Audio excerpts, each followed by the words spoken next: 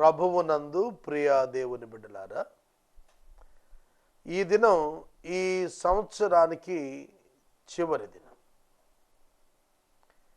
ఇంకా 3 గంటలలో మనం నూతన సంవత్సరంలో ప్రవేశిస్తాం.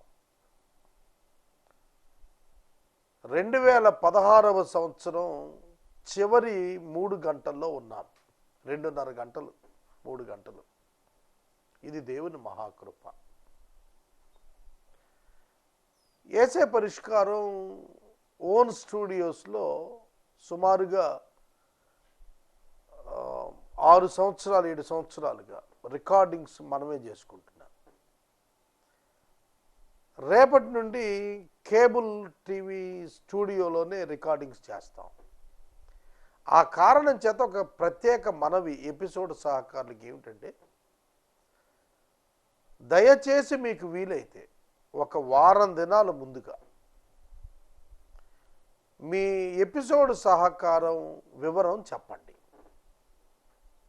చాలామంది ఆ రోజు జన్మదినం అయితే ఆ రోజే చెబుతూ వచ్చారు ఇంతకాలం. ఎందుకంటే మేము కూడా అదే రోజు రికార్డింగ్ చేసేవాళ్ళం.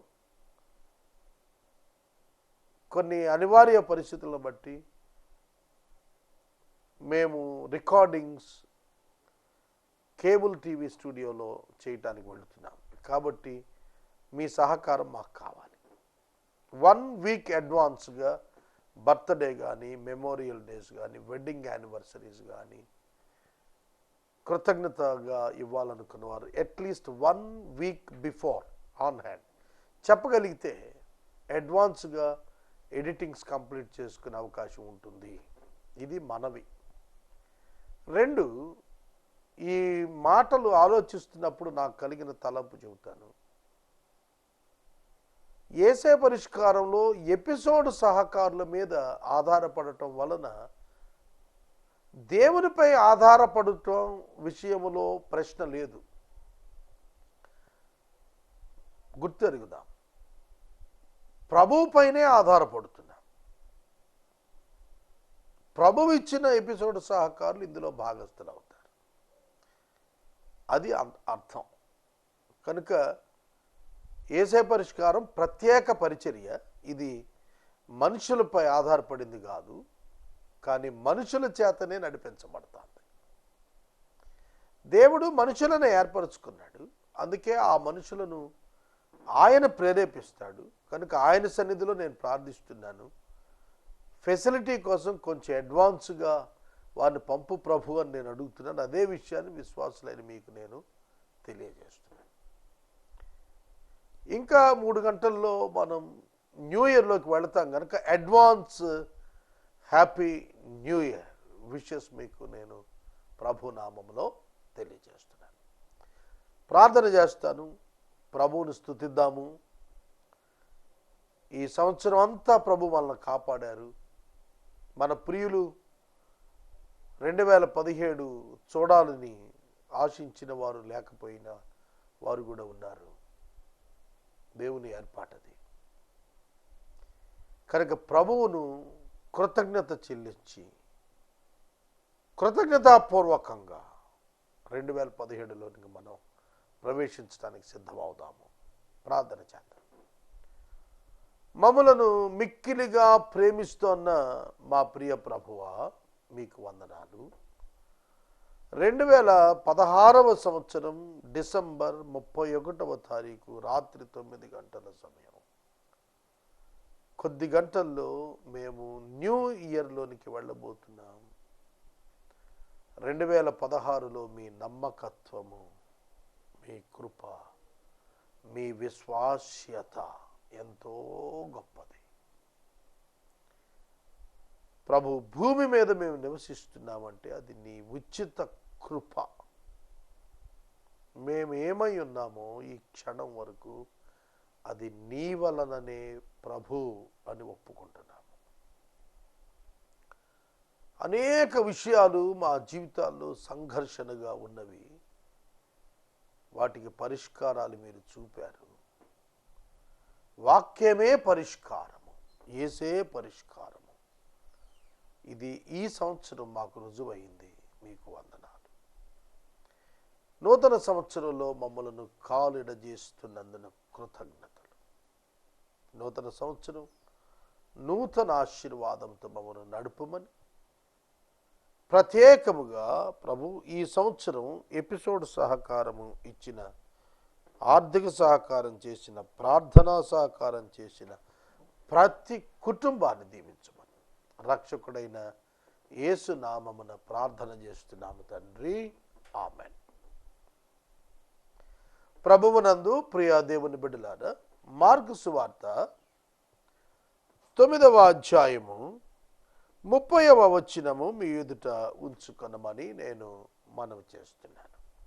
మార్కు సువార్త 9వ అధ్యాయము 30వ వచనం. వారు అక్కడ నుండి బయలుదేరి గలిలయ గుండా వెళ్ళుచూ ఉండిరి. యేసుక్రీస్తు ప్రభువు వారు తన శిష్యులను తీసుకుని మార్గమున బయలుదేరి గలిలయ ప్రాంతం గుండా ప్రయాణం చేస్తూ వెళుతున్నారు. And they came to Capernaum. They went on from there and passed through the Galilee. They went on from there and passed through the Galilee, and he did not want anyone to know. అది ఎవనికి తెలియుట ఆయనకు ఇష్టము లేకపోయెను. వాక్యము చాలా మధురంగా ఉంటుందండి. నేను అభ్యాసపడ్డాను ఆ మాధుర్యాన్ని స్వీకరించడం. అది ఎవనికి తెలియుట వానికి ఇష్టము లేకపోయెను. యేసు ఒక సంపూర్ణ మానవునిగా, దేవుని కుమారుడిగా తన హృదయములో ఉన్న మాటలు ఇందులో రాయించాడు. అదే గొప్పతనం. ఎవ్వనికి కూడా తెలియటం ఆయనకు ఇష్టం లేదు. ఆ ప్రయాణం గురించి ఎవరికి తెలియటం ఆయనకు ఇష్టము లేదు. మనకు కూడా కొన్ని ఇష్టాలు, కొన్ని అయిష్టాలు ఉంటాయి. మన ఇష్టాలను దేవుడు గౌరవిస్తాడు. మన ఇష్టాలను మనుషులు గౌరవించాలని మనం కోరతాం. మన ఇష్టాలు అందరికీ ఇష్టం కాకపోవచ్చు, కానీ మన ఇష్టం మనకు చాలా ఇష్టం. అవును కదా? యేసు తనను గూర్చి సమాచారం విస్తరించటం ఆయనకి ఇష్టం లేదు. కానీ మనకు దానికి రివర్స్. మనకైతే మనలను గూర్చిన సమాచారం విశ్వమంతా కూడా వ్యాపించిపోవాలి. అది మనకిష్టం, కానీ అది ఆయనకి ఇష్టం లేదు. ఆయన తనను గూర్చి ప్రాచుర్యానికి ఒప్పుకోవటం లేదు. తన యొక్క మెయిన్ కాన్సెప్ట్, ఆయన ముఖ్యమైన పని, ఆయన ఎందుకు వచ్చాడు, ఆయన ఉద్దేశం తనకు మహిమ రావటం కానీ తన పాపులర్ అవటం కానీ కాదు. అందుకే ఆయన ఖండితంగా చెబుతూ వచ్చాడు, మీరెవరితో ఈ సంగతులు మాట్లాడద్దు, చెప్పద్దు. స్వస్థత పొందిన వాళ్ళతో కూడా చెప్పాడరే, మీరు ఎవ్వరికి చెప్పబాకన్నాయా బాబు ఈ సంగతి. ఖండితంగా ఆజ్ఞాపించిన వాళ్ళు చెప్తూనే ఉన్నారు. ప్రజలు ప్రభు కోసం పరుగులెత్తునే ఉన్నారు. జనసమూహాలు ఆయన యొద్దకు పరుగులు పెట్టుకుంటూ వచ్చారు అన్నారు. యేసు తనను గూర్చిన సమాచారం వ్యాపించడానికి ఇష్టపడలేదు. అది ఎవరికి తెలియట ఆయనకి ఇష్టం లేకపోయింది. ఏలయనగా ఆయన తన శిష్యులకు బోధిస్తూ, మనుష్య కుమారుడు మనుషుల చేతికి అప్పగించబడుతున్నాడు, మనుషులు ఆయనను చంపెదరు, చంపబడిన 3 దినాలకు ఆయన లేచును అని వారితో చెప్పాను. ఇక్కడ కూడా మరొక ప్రాముఖ్యమైన మాట ఉంది. ఏమిటంటే, యేసుక్రీస్తు ప్రభు తన మరణాన్ని గురించి, పునరుద్ధానాన్ని గురించి వారితో చెబుతున్నాడు, కానీ వారు ఆ మాట గ్రహింపలేదు. చాలా సందర్భాల్లో మనం ఆయన మాటలు గ్రహించకుండా ఉంటున్నామండి. వారు ఆ మాట గ్రహింపలేదు. మనుష్య కుమారుడు ఏమిటి, మనుష్య కుమారుల చేతికి అప్పగించబడటం ఏమిటి, ఆయన చంపటం ఏంటి, ఆయన 3 దినాలు లెగటం ఏంటి, death and resurrection of Jesus Christ. They didn't believe. And they did not understand the saying. They did not understand the saying. ఆయన ఏం చెప్పాడో అది వారికి అర్థము కాలేదు. అయినా కూడా ఆయనకు భయపడ్డారు. ఆయన అడిగి వివరం తెలుసుకోవడానికి భయపడ్డారు. ఎందుకంటే పై వచనాల్లోనే అడిగి వాళ్ళు తెలుసుకున్నప్పుడు గద్దింపుకు గురయ్యారు. అది మంచి లక్షణం కాదు. నీకు ఒక డౌట్ ఉంటే అది అడగాల, తెలుసుకోవాలి. అంతేగాని భయపడి ఆ డౌట్ అట్లాగే పెట్టుకుని కూర్చుంటే ఎట్లా? అర్థం కాకపోతే అర్థం కాలేదు ప్రభు అని అడగాల. మనకు కూడా చాలా అర్థం కాని విషయాలు ఉంటాయి. అవి అర్థం చేయమని ప్రభువును కోరుకోవాలి. అంతేగాని మనకెందుకులా అన్నట్టుగా ఊరుకుంటే ఎట్లా? ఇక్కడ చూడండి, వారు ఆయన చంపేస్తారని, అప్పగించబడతాడని, తిరిగి లేస్తాడని. ఎటువంటి మాటలు! యేసుక్రీస్తు ప్రభు తాను ఎందుకు వచ్చారో తన శిష్యులు ప్రధానంగా గ్రహించాలని వారికి బోధ చేస్తూనే ఉన్నాడు. కానీ వాళ్ళు దాన్ని పట్టించుకోలేదు, గ్రహించడం లేదు, వారికి అర్థం కాలేదు. అర్థమైతే గెత్సెమనే వనంలో ఆయన వదిలిపెట్టి పారిపోయే వాళ్ళే కాదు. కనుక శిష్యులైనంత మాత్రాన అన్నీ తెలిసిపోయినాయి అని అనుకోవటానికి లేదు. శిష్యులు కాబట్టి ఆల్ పవర్ఫుల్ అంటానికి లేదు. ఇవాళ అదే పరిస్థితి నడుస్తుంది. కొన్ని మాటలు మనం రోజు బైబిల్ చదువుతాం, అయినా గ్రహింపుకు రాదు. ఎందుకు రాదు? అది ఎక్స్పీరియన్స్లో అనుభవానికి వచ్చినప్పుడు ఓహో ఈ వాక్యం ఇలా అర్థం చేసుకోవాలనేది అర్థమవుతుంది. వాళ్ళు ప్రభువు తమతో పునరుద్ధానుడైన తరువాత ముందస్తుగా చెప్పిన మాటలు జ్ఞాపకానికి తెచ్చుకున్నారు. ప్రభువు తాను బ్రతికి ఉన్నప్పుడు తమతో చెప్పిన మాటలు ఆయన పునరుద్ధానుడై లేచిన తరువాత వారు జ్ఞాపకానికి తెచ్చుకున్నారు. నిజమే కదా? ఇవన్నీ ప్రభు ముందే మనకు చెప్పాడు కదా. చూడండి, మత్తయి సువార్త 24వ అధ్యాయం కాలాంతాన్ని గురించి మాట్లాడుతుంది. ఎండ్ టైమ్స్ గురించి. అవన్నీ మనం చదువుతూ ఉంటే మనకు అర్థం కాదు, గ్రహించలేం. ఇప్పుడు ఏది జరుగుతుందనేది గ్రహించాలి. కానీ అవి జరిగినప్పుడు ఓ ప్రభు ఇలా చెప్పారు కదా, తుఫాన్లు వస్తాయి, లేదంటే భూకంపాలు వస్తాయి, మనుషుల మీద మనుషులు లేస్తారు, ఇవన్నీ అప్పుడు ఆయనే చెప్పారు కదా, అవి జరుగుతున్నాయి కదా అనిపిస్తుంది. కనుక ఇక్కడ మనం నేర్చుకోవాల్సినటువంటి పాఠం ఏమిటంటే గ్రహించాలి. ఆయన మాటలు గ్రహించక వదిలిపెట్టకూడదు, గ్రహించడం నేర్చుకోవాలి. ఇక 33వ వచనంలో వీళ్ళు ఆ మార్గాన, గలిలయ మార్గాన కపెర్నహూముకు వచ్చారు. And they came to Capernaum and when he was in the house he asked them, what were you discussing on the way? వాళ్ళు వస్తున్నప్పుడు మార్గం మధ్యలో వాళ్ళకి ఒక చర్చ జరిగింది. ఆ శిష్యులందరినీ జ్ఞాపకం చేసుకుంటే నాకు నేటి సేవక బృందాలే గుర్తుకొస్తూ ఉన్నారు. ఆ చర్చ ఏమిటి?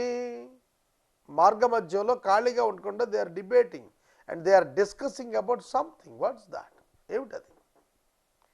మనలో ఎవడు గొప్పవాడు? ఇప్పటికీ అదే ప్రశ్న సేవకుల్లో ప్రతిరోజు జరుగుతూనే ఉంటుంది.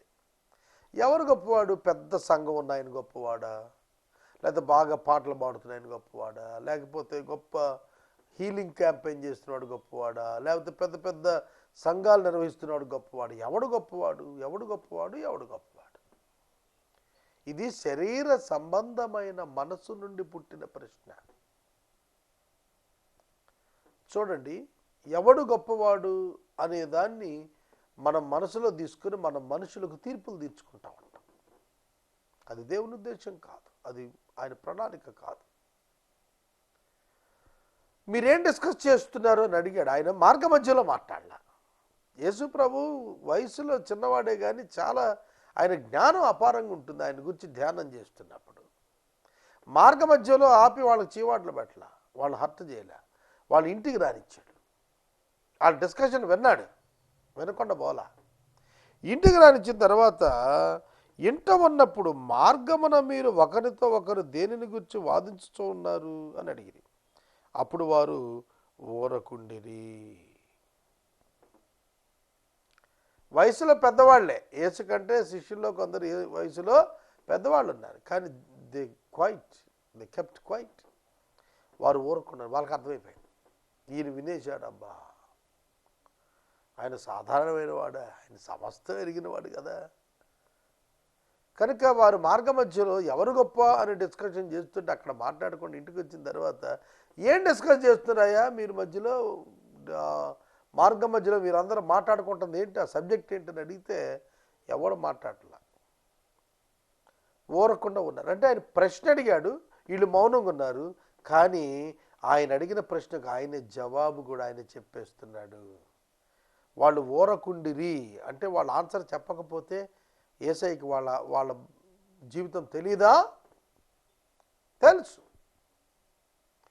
మనం ప్రభు దగ్గరికి వెళ్ళి మన బ్రతుకు చెప్పుకోకపోతే మన బ్రతికేంటో ఆయనకి తెలియదండి. ఆయన సమస్తం ఎరిగినవాడు, దేవుని కుమారుడు కనుక ఆయన ఎరిగినవాడు. ఆయన వారేం మాట్లాడుకున్నారో తెలిసినవాడు. కానీ శిష్యులైతే చక్కగా ఊరుకున్నారు. But they kept silent, for on the way they had argued with one another about who was the greatest. Who was the greatest? ఎవడు మనలో గొప్పవాడు? పేతురు అనుకోవచ్చు నేనే గొప్పవాడని, యోహాను అనుకోవచ్చు నేనే గొప్పవాడని, యాకోబు అనుకోవచ్చు ఫస్ట్ మాట నేనే గొప్పవాడని. కనుక ఎవడు గొప్పవాడనే ప్రశ్నకు జవాబు దేనిని బట్టి ఆధారపడి ఉంది? భౌతికంగా మనల్ని బట్టా, మన క్యారెక్టర్ని బట్టా, లేకపోతే మనం చేస్తున్న క్రియలను బట్టా, మన మినిస్ట్రీ యొక్క స్టాండర్డ్ని బట్టా ఎవడు గొప్ప? చాలామంది అంటారు, ఓ చాలా గొప్ప పరిచర్య చేస్తున్నాడు. నాకు ఎప్పుడు నవ్వొస్తుంది. మేము సభలకు వెళ్ళినప్పుడు లేకపోతే ఇతర కూటాలకు వెళ్ళినప్పుడు వ్యక్తిని పరిచయం చేసే వాళ్ళు ఉంటారు, అంటే ఇంట్రడ్యూసింగ్ పర్సనాలిటీస్. వాళ్ళు ఏమని చేస్తారు, ఈయన చాలా గొప్ప సేవకుడు, అంతర్జాతీయ సువార్థికుడు, చాలా విషయాలు గొప్ప గొప్పగా చెప్పేస్తుంటారు. అవి చెప్తూ నాకు నవ్వు వస్తుంది. ఏ పార్టీ వాళ్ళమండి మనం? అంటే ఒకసారి అమెరికా పోయేస్తేనే 10 సార్లు అమెరికా పోయిస్తే అంతర్జాతీయ సువార్థికుడు, అక్కడ దేశం అంతటా ఉద్ధరించినట్టు చెబుతాడు. ఇక్కడ లేదు. ఎవడు గొప్పవాడు? మీలో అందరికంటే ఎవడు గొప్పవాడు? కనుక ఒక 10 థియాలజికల్ డిగ్రీస్ చేసినాడు గొప్పవాడా? లేకపోతే ఒక 100 సంఘాలు కట్టాడు కాబట్టి ఆయన గొప్పవాడా? లేకపోతే పెద్ద సంఖ్యలో పాస్టర్గా జనసంఖ్య కలిగి ఉన్నాడు కనుక సంఘంలో ఆయన గొప్పవాడా? ఎవడు గొప్పవాడు? ఎవరు గొప్పవాడు? ఆస్తులు అంతస్తులు కలిగిన వాడు కనుక గొప్పవాడా? బైబిల్ కొన్ని 100 సార్లు చదివేశాడు కనుక గొప్పవాడా? ఏమనుకుంటారు? ఏమిటి మన యొక్క ఉద్దేశం ఏమిటి? ఆంధ్ర క్రైస్తవ కీర్తనలు అంతా కంటది వచ్చేసింది నాకు కనుక నేను గొప్పవాడిని అంటారా? లేకపోతే కొన్ని వేల ప్రసంగాలు టీవీలో చేశాను కానీ నేను గొప్పవాడిని అంటానా? యేసు ఇది ఎరిగినవాడు. మనం we compare with others and tell that we are greatest. వాళ్ళతో పోల్చుకొని మనం గొప్ప, మరీ గొప్ప అని చెప్పుకుంటుంటాం. మనకు గొప్ప ఏమీ లేదు, దెబ్బ తప్ప ఏమీ లేదు. అక్కడ ప్రభు వెంటనే ఆయన చేసింది ఏమిటంటే, ఆయన మాట్లాడుతూ కూర్చుని మాట్లాడుతూ 12 మందిని పిలిచి, ఎవడైనను మొదట వాడై ఉండగోరిన ఎడల వాడందరిలో కడపటి వాడును, అందరికి పరిచారకుడునై ఉండాలని చెప్పాను. Jesus revealed the truth of God. దేవుని యొక్క సత్యమును మాట్లాడుతున్నాడు. ఏమిటా సత్యము? ఎవడైనను మీలో గొప్పవాడుగా ఉండాలి అని అనుకుంటే వాడు అందరికీ దాసుడై ఉండాలి. కనుక అందరికీ దాసుడైన వాడు అందరికంటే గొప్పవాడుగా ఎంచబడుతున్నాడు. అందరికంటే గొప్పవాడికి ఎంచబడుతున్నాడు. దావీదు కనిష్ఠుడు, మిగిలిన అన్నదమ్ముల కంటే పెద్దవాడయ్యాడు, గొప్పవాడయ్యాడు. యోసేపు కనిష్ఠుడు, మిగిలిన అన్నదమ్ముల కంటే గొప్పవాడయ్యాడు. కనుక ఎవడు గొప్పవాడు అన్నప్పుడు ప్రభువు చూస్తోంది హృదయాన్ని తప్ప పొజిషన్ని కాదు, జ్ఞానాన్ని కాదు, ఆస్తిని కాదు. కానీ మనుషులు గొప్ప అనే పదానికి విద్యకు, వ్యవస్థకు, ఆర్థికతకు ముడిపెడుతుంటారు. అది సరైన అవగాహన కాదు. కాబట్టి ఎవరు గొప్ప అన్నప్పుడు ఎవడు మొదట వాడై ఉండాలని కోరుతాడో వాడందరికంటే కూడా ఆఖరి వాడై ఉండాలి. అందరికీ పరిచారకుడై ఉండాలి. అందరికీ పరిచారకుడు, ఒక్కళ్ళిద్దరికి పరిచారకుడు కాదు, అందరికీ పరిచారకుడు. పరిచారకుడు అంటే సర్వెంట్ అయి ఉండాలి. గ్రేటెస్ట్ మ్యాన్ ఎవరంటే గ్రేటెస్ట్ సర్వెంట్, టాప్ సర్వెంట్ అయి ఉండాలి. కనుక ఒళ్ళు దాచుకోకూడదు. సర్వెంట్ అంటే ఏం చేస్తాడు? పని చేస్తుంటాడు. ఒక ఎద్దు ఎప్పుడు కూడా నాగలు దున్నడానికి ఎట్లా సిద్ధంగా ఉంటుందో, యజమాని పిలిచినప్పుడు టక్కన లేచి నిలబడి కాడి కిందకు వస్తుందో అట్లా రావాలా, వాడు గొప్పవాడు. కనుక పరిచర్య చేసేవాడు గొప్పవాడు అని ఎక్కడ నేర్పిస్తున్నాం మనం? పాటలు పాడినవాడు గొప్పవాడు, సాక్ష్యాలు చెప్పినవాడు గొప్పవాడు, సువార్తకి వెళ్ళినవాడు గొప్పవాడు, ప్రసంగాలు చేసినవాడు గొప్పవాడు, సభలు పెట్టినవాడు గొప్పవాడు, ఎన్నో ఎన్నో ఎన్నో గొప్పవాడు అంటాం. కానీ దాసుడైన వాడు గొప్పవాడు, సేవకుడైన వాడు గొప్పవాడు, పరిచారకుడైన వాడు గొప్పవాడు అని ఎప్పుడు ఊహించడం లేదేంటి మనం? అంటే we are not on right track of spiritual life. ఆత్మీయ జీవితంలో మనం సరిగ్గా లేవనేది మనకు అర్థమైపోతుంది. అప్పుడు ఆయన ఒక చిన్న బిడ్డను తీసుకుని వారి మధ్య నిలవబెట్టి వాడిని కౌగిలించుకుని, ఇట్టి చిన్న బిడ్డలలో ఒకడిని నా పేరట చేర్చుకునేవాడు నన్ను చేర్చుకును, నన్ను చేర్చుకున్నవాడు నన్ను పంపిన వానిని చేర్చుకునుచున్నాడని వారితో చెప్పాడు. ఎవరంటే దేవునికి యేసుకు ఇష్టం అంటే ఒక చిన్న బిడ్డను ఏ భేషజం లేకుండా తాను అంగీకరించి తీసుకుని చేర్చుకునేవాడు. And he took a child and put him in the midst of them, and taking him in his arms and said to them, ఆయన చేతులతో ఎత్తుకున్నాడంటే పిల్లాడిని. He loves children. He loves children. యేసు పిల్లలను ప్రేమిస్తున్నాడు. ఎవరిష్టం యేసు ప్రభు కంటే ఎవరు దీనిలో, ఎందుకంటే బిడ్డలు దీనులు కదా. చిన్నపిల్లలు సులువుగా లోబడతారు, సులువుగా ఆధారపడతారు, సులువుగా దీనత్వం చూపిస్తారు, తగ్గించుకుంటారు. తనకంటే ఇతరులు గ్రేట్ అనుకుంటారు, తన ఫ్రెండ్స్ గ్రేట్ అనుకుంటారు, తన పేరెంట్స్ గ్రేట్ అనుకుంటారు, తన నైబర్స్ గ్రేట్ అనుకుంటారు, తన బ్రదర్స్ గ్రేట్ అనుకుంటాడు. అంతేగాని నేను అందరికంటే గ్రేట్ అనుకోడు. చిన్నపిల్లవాడు తన హృదయాన్ని చాలా మెత్తగా ఉంచుకుంటాడు, సున్నితంగా ఉంచుకుంటాడు. సోదరుడా, సోదరి, చిన్న బిడ్డను తీసుకుని కౌగిలించుకుని ఆడి మధ్య నుంచోబెట్టి అంటున్నాడు, ఇటు చిన్న బిడ్డలో ఒక్కరిని నా పేరట చేర్చుకున్నవాడు నన్ను చేర్చుకుంటున్నాడు, నన్ను చేర్చుకున్నాడు నా తండ్రిని చేర్చుకుంటున్నాడు అన్నాడు. అంటే ఒకడు తనను తాను తగ్గించుకుని ఒక చిన్న బిడ్డను సైతం గౌరవించగలిగి, అంగీకరించగలిగి, చేర్చుకొనగలిగితే తండ్రి కుమారులను ఎట్ ఎ టైం ఆ వ్యక్తి చేర్చుకున్నవాడుగా ఉంటున్నాడు. సోదరుడా, సోదరి, తండ్రిని చేర్చుకోవటం అంటే మాటలండి, కుమారుడైన యేసుని చేర్చుకోవటం అంటే మాటల. ఒక చిన్న బిడ్డను చేర్చుకోవటం. వరల్డ్ విజన్లో చైల్డ్ ప్రాజెక్ట్స్ ఉన్నాయి, అంటే చిన్నపిల్లలను స్పాన్సర్ చేసే ప్రాజెక్ట్స్ ఉన్నాయి.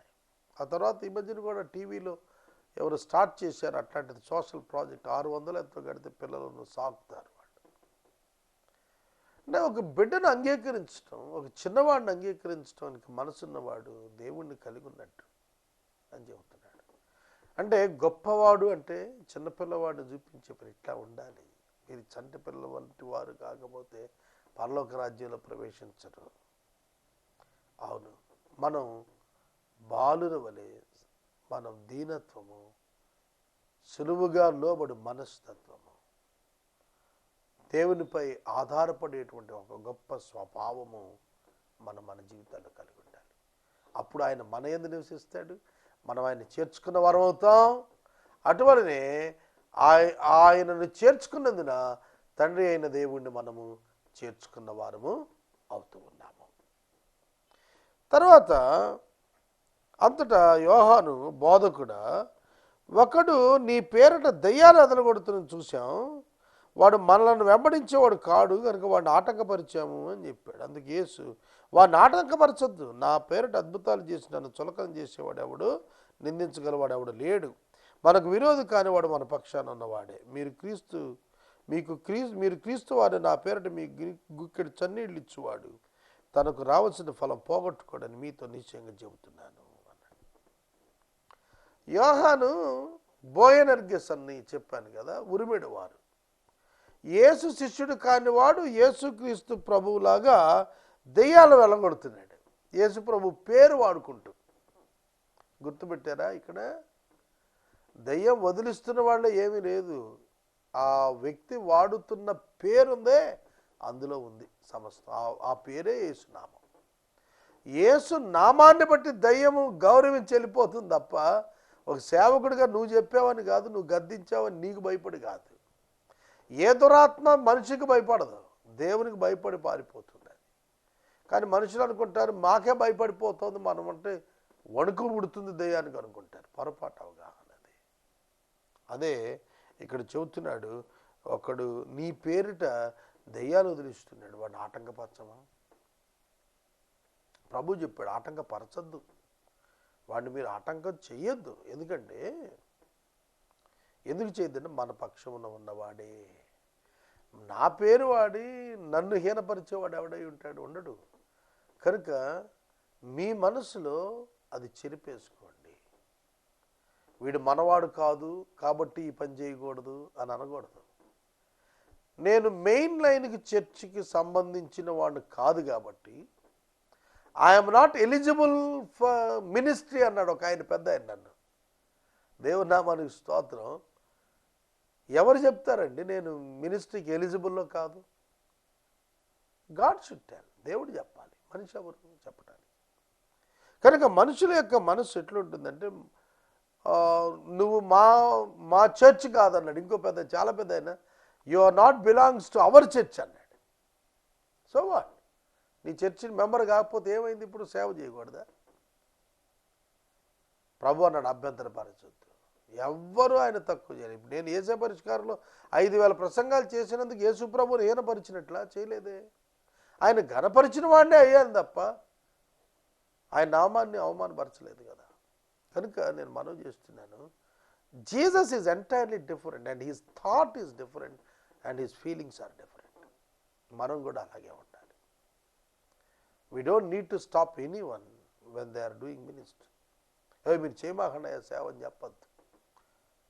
కనుక దేవుని వాక్యం చెబుతుంది, మీరు క్రీస్తు అని ఎవడైతే క్రీస్తు వాడు నా పేరట మీ గుక్కెడు చన్నీళ్ళు త్రాగనిస్తాడో వాడికి ప్రతిఫలం పోగొట్టుకోడు అన్నాడు.